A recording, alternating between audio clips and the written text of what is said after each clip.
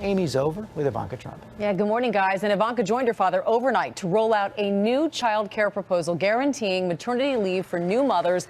The plan could help widen Trump's appeal with women voters. And here's what Ivanka had to say about it.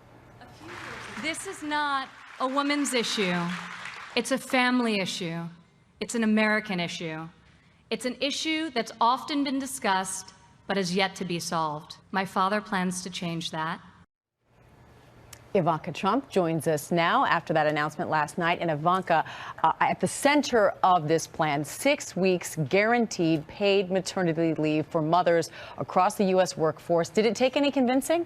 No, it's long overdue, and we're very excited. And that's one component of a much larger plan dealing with one of the biggest issues in our country, which is the inaffordable, inaccessible childcare system that we currently have in place that's failing American families. So now childcare is actually the single greatest household expense in much of the country, exceeding even the cost of housing.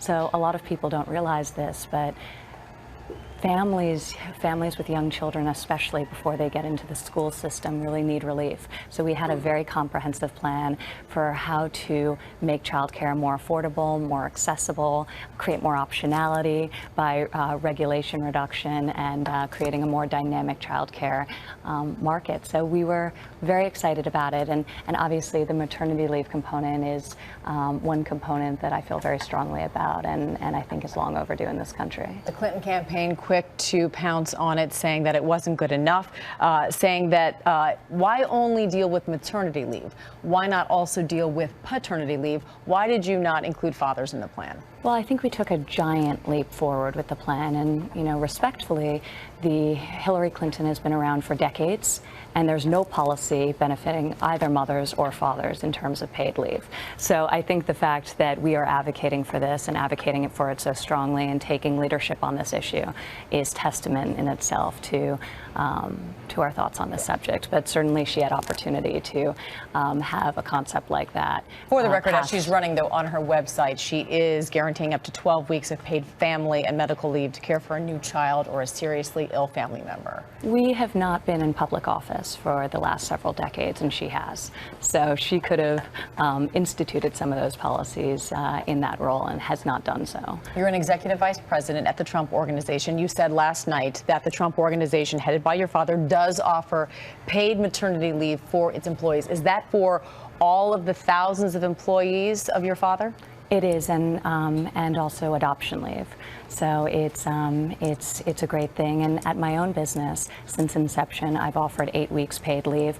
Only 10% of American companies offer that benefit. So it is quite unique. And this policy is to encourage more companies and to encourage all Americans to be able to get the benefit of it, should they be new mothers, because it's so critical and so important.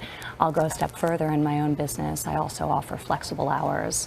I don't police sick days or vacation days. I really believe that when you hire people who are self-starters, you don't need to police those sorts of things. And I think it's very important to create work environments that are results-oriented. And we've spoken about this a little bit in the past. We have indeed. That are, and I think especially for women who are managing so many obligations inside and outside of the home, the primary caregivers in a lot of cases, and that's why the child care policy is so important, because as primary caregivers, we're pulled in many directions, and that's reflected in the fact that there's tremendous wage disparity, and actually it's greater when you become a mother. Yep. So no, it's it makes now motherhood sense. is the greatest predictor of wage inequality, even over gender. I want to get to some new questions being raised this morning about what would happen to the Trump Organization if your father indeed becomes president of this country, given the foreign investments, the ties from the Trump Organization to foreign investments.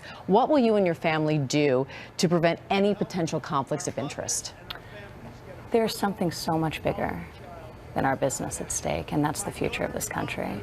As a private business, we can make decisions that are not in our best interest. We're not beholden to anyone, to shareholders.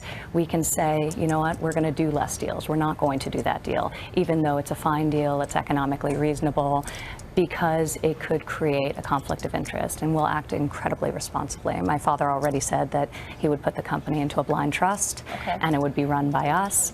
So he's been very articulate on that fact and outspoken. But this is so much bigger than another deal, and we all recognize that. The candidates' health have become a big issue here in the campaign, especially given the events on Sunday with Hillary Clinton. He told our David Muir that he might release more of his medical information. Your father, I understand that you and your father may be going on Dr. Oz later today to discuss your father's health. Can you tell us what he's prepared to release later today? I cannot. I'll allow him to release it when he does, but I will tell you that the strength, the stamina that is required of what he does every day is unbelievable. And I was out on the campaign trail with him for one day yesterday, and I need this coffee in the morning. So he does this every day, and he's been doing it for over a year. Nothing surprising in what he'll be releasing. His health is unbelievable. So I should be so lucky to keep his schedule these days. All right, Ivanka Trump, as always, we appreciate your time this morning. Thank you. Thank you for having me.